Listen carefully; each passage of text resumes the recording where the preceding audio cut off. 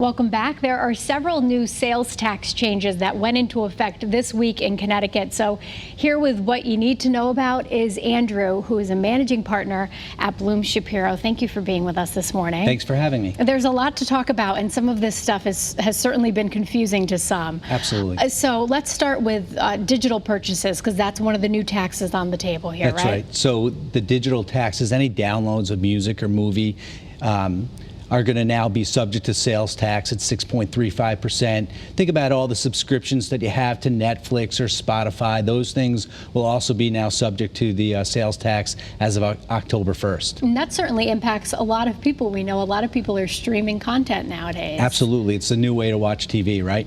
So tell us also about the prepared meals, and there's been a lot of discussion on this. Sure. So break that down for us. Sure. So prepared meals at grocery stores or at restaurants, they used to have the normal 6.35%, but now what they've done is they actually added another 1%, so it's at 7.35%. Okay. And actually, they've done a pretty good job. When they first started it, it was going to encompass a lot more than what it actually is. But so like at a grocery store, originally they talked about bags of salad actually being considered a prepared meal. Right. But they actually cut that back. And so now if you go to the grocery store, it's really more like hot grinders that would be subject to that additional 1%. Things that you're buying in that kind of cafe area. Right. You know, the store. things that you're going to consume there. Sure.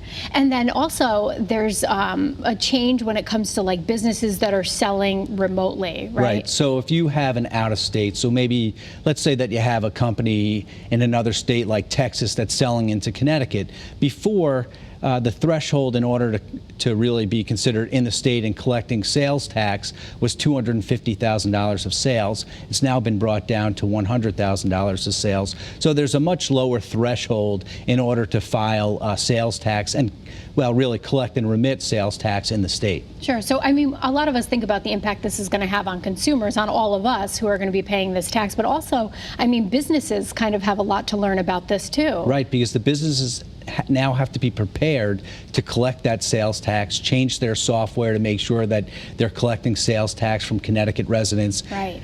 So they really have to be up on it to make sure that they know and are doing the right thing. Following all the rules. Correct. Yeah, absolutely. So there are some other things. The changes aren't over. No, they're more not. things are headed our way.